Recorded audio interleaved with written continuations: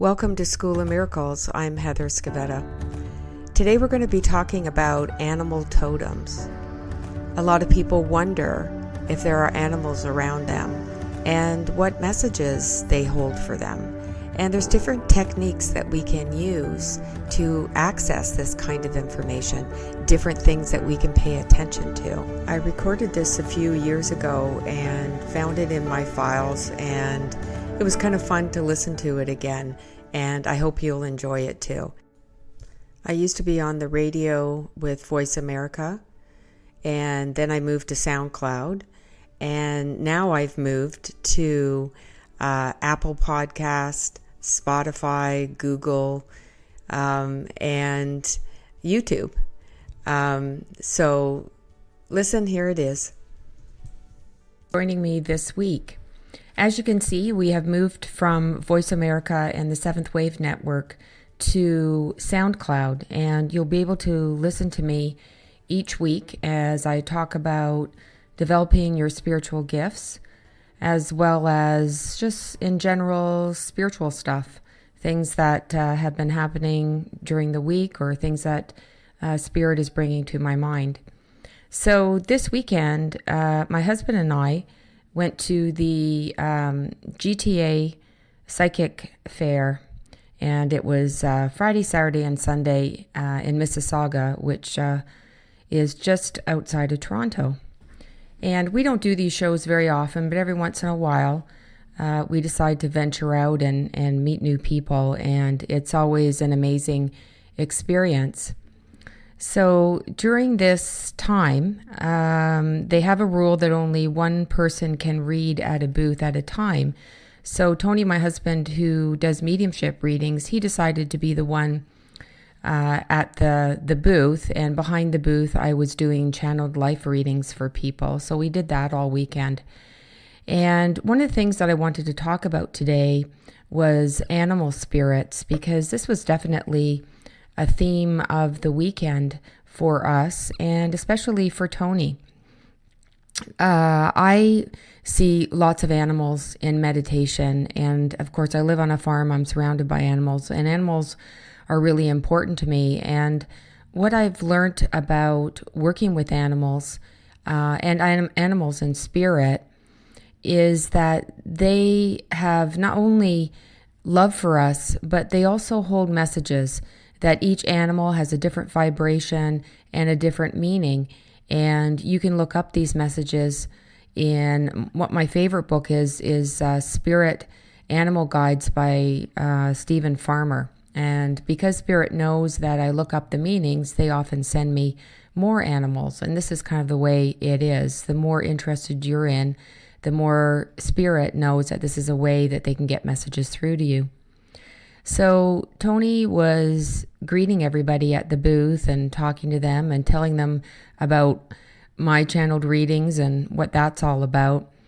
But in particular, there was this 9-year-old girl that came to see him, and I was busy giving a reading, and she told Tony that she wanted to know who her animal totem is.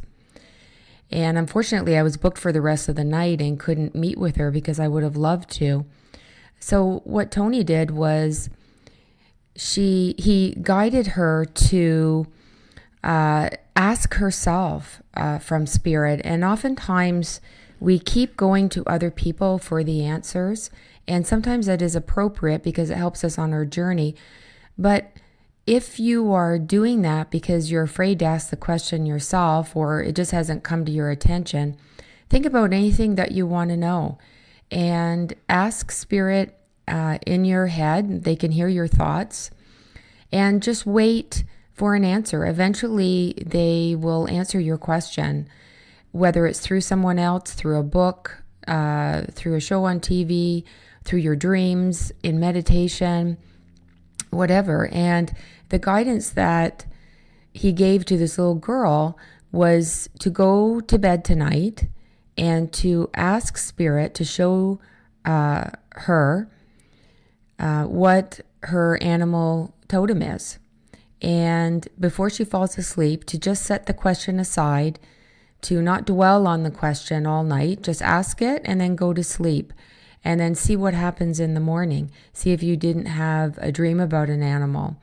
And this is something that we can do not only to find out about our animal totems, but also other questions as well, because definitely spirit works in our dream state. And I've said before to lay in bed a little bit before you get up in the morning and just notice what's going on. Is there a thought going on in your head? If you look ahead at your eyes closed, at that visual field behind your eyelids, is anything happening there? Is there a picture coming to mind? Is there a feeling? Just give spirit an opportunity to work with you. And this morning I heard something, and if I wasn't aware of that, I may have jumped out of bed and just go on my way. So just take a moment to spend some time receiving information from spirit. There was this amazing lady at the show, and she is part Indian, part German. And she has a website that is www.suestorm.com. And Sue is spelt S-I-O-U-X. Storm, STORM.com. And she does live watercolor animal totem pictures. And you can also Skype with her. You can take a picture of your face and send it to her, and she will draw or paint, actually, a watercolor for you with your animal totems. And something that I learned about working with animals is that when you need their energy, they come forward. And when you don't, they step back. They're always connected to you, but not always in the forefront. And that's why sometimes you'll start to work with other animals, that they'll come forward during different periods of your life or for different situations. And I know for me, when I was struggling after the loss of my daughter, I really needed someone to, reinforce that I needed to have strength and courage through this journey. And this is when I started to see my lion guide. And I saw my lion guide every day in meditation, or I would be sent a vision of him. And after a while, I realized as I was going through my journey that he not only was telling me to have strength and courage, but also that I had strength and courage. So you see, they also reflect our own energies, because the journey really is about learning about the self. And the animals can teach you so much about yourself. So what I'm going to do is take a picture of Tony's watercolor that this lady drew for Tony and all his animals around him. And it was just beautiful. Now, he asked me, who's my animal totem? I guess he's just not the type to spend time learning about this. And so I went in, I asked Spirit, and I got a raccoon for him. And the reason why they showed a raccoon is that he's very curious, and that's true. If you know Tony, he's always asking questions about this and that. And he is a very curious person. So when he went away to have this watercolor done at the show, and then he came back, and I was looking at it, trying to find if the raccoon was in there. And sure enough, you could see a raccoon tail with the rings around it. And so the raccoon is in his energy, and I thought that was a lot of fun. So you see, we can learn about our animal totems through other people, but we can also do it ourselves. Trust yourself that you have this ability.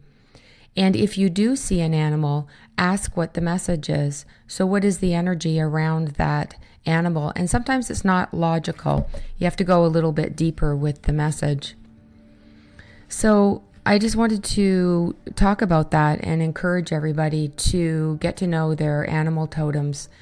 It's so rich. It's so comforting. It's so fun. They always make you laugh. There's always some amazing message, or they'll do things to make you laugh and wonder, and Spirit always lifts you up, always helps you to grow and to expand. If you would like more information, I do have 2 books. The Power of Love, kind of my story how I started and what I became a teacher. And the second book is a channeled book, The Way of the Heart, and it's Jesus speaking through me about how to access our heart and that guidance system that is so innate to us. So check those two books out if you'd like. They're online, you can find them, or you can go to my website, schoolofmiracles.ca. Thank you for listening, and I hope you'll join me next time.